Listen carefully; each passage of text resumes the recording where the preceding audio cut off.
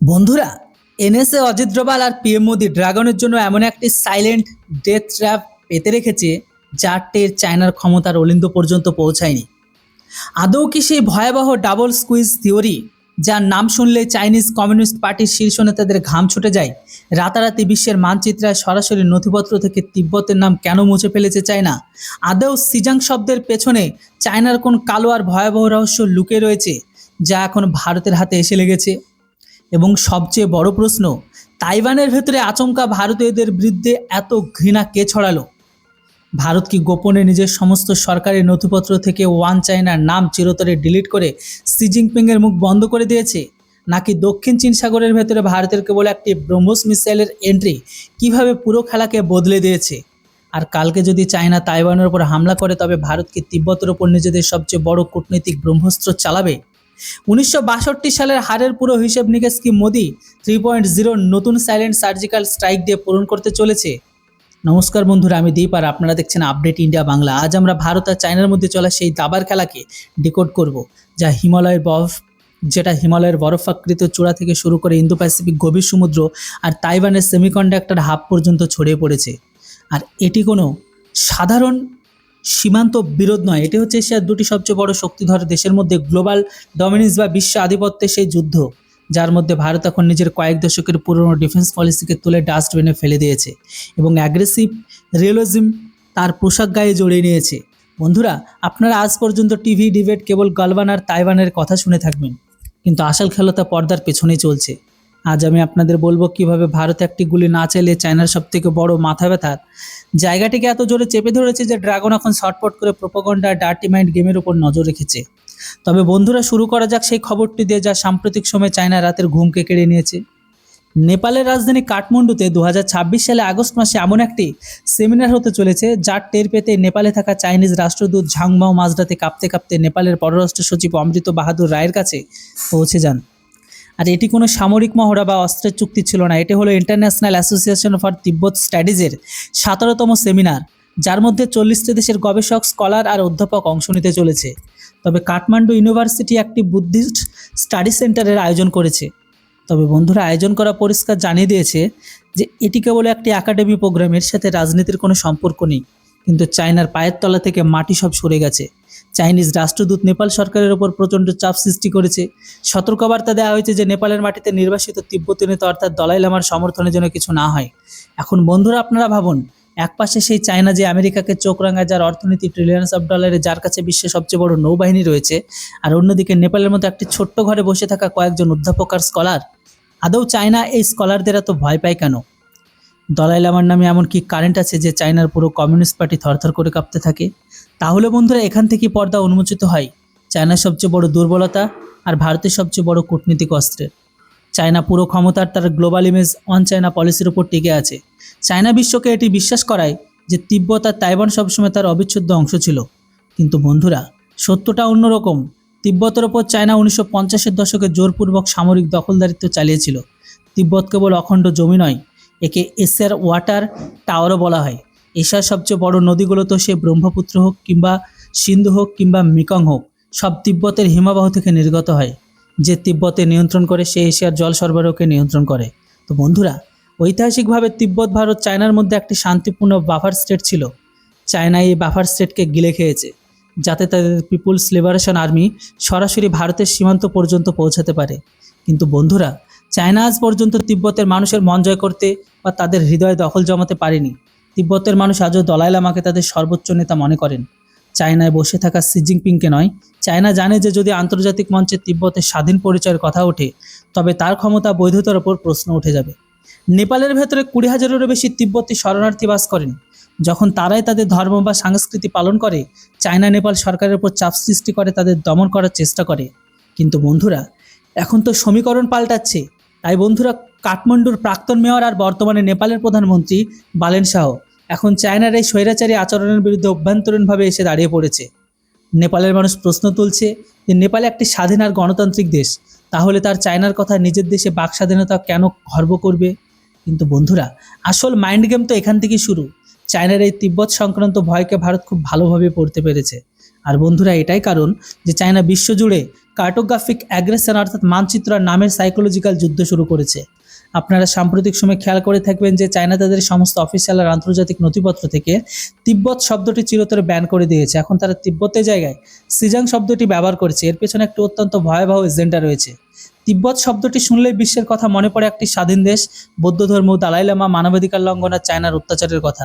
আর এই শব্দটি শত শত বছরের পুরনো এবং তিব্বত ভাষার সাথে সম্পর্কিত। কিন্তু বন্ধুরা, সিজাং শব্দটি চাইনিজ ভাষা পিনোয়ান থেকে এসেছে, যার অর্থ হলো পশ্চিমের এলাকা। চায়না বিশ্বের স্মৃতি মুছে ফেলতে চায়।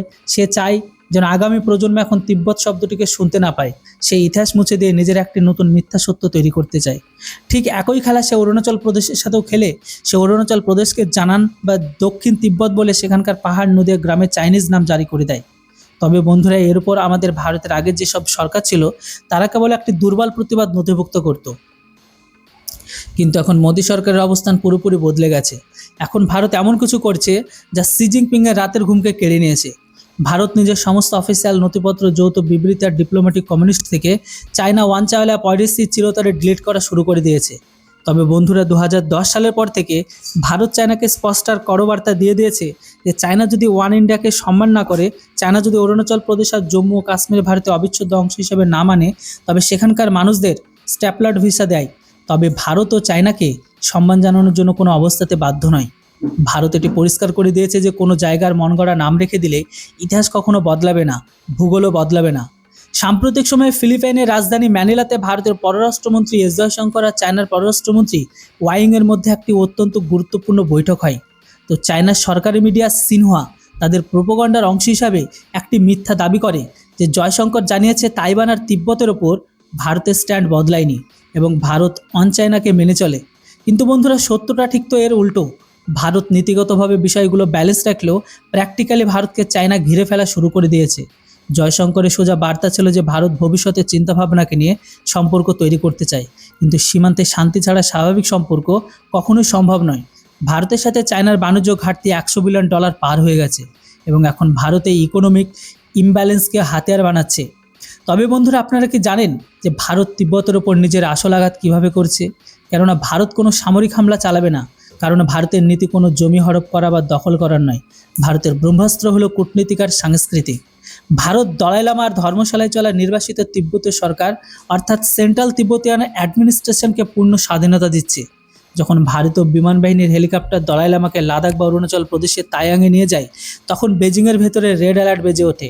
তবে বন্ধুরা, প্রধানমন্ত্রী নরেন্দ্র মোদী দলাই লামাকে তার জন্মদিনে প্রকাশ্যে শুভেচ্ছা জানানো কোনো ক্যাজুয়াল টুইট ছিল না। এটি শি জিনপিংকে দেওয়া একটি সরাসরি ভিডিও বার্তা ছিল যে ভারত নিজের তিব্বত কার্ড টেবিলে খেলে রেখে দিয়েছে।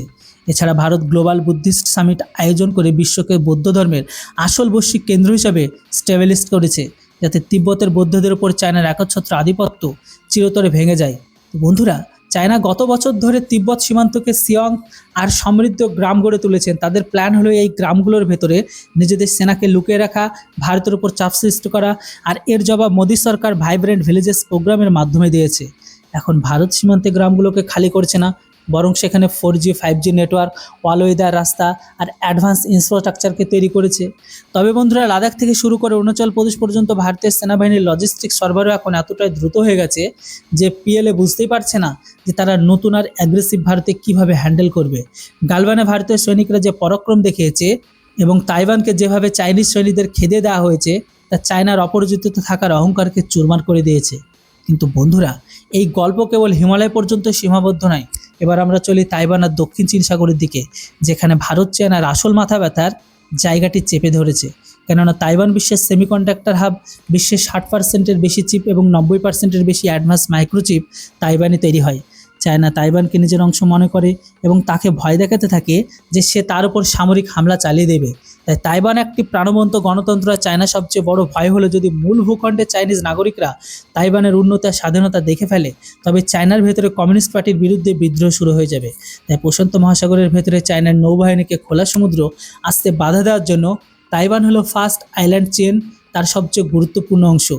ভারতের সাথে তাইওয়ানের কোনো ফার্মার মিলিটারি অ্যালায়েন্স নেই, কিন্তু ভারতের স্ট্যান্ড এখন অনেক বেশি অ্যাগ্রেসিভ আর সোচ্চার হয়ে উঠেছে।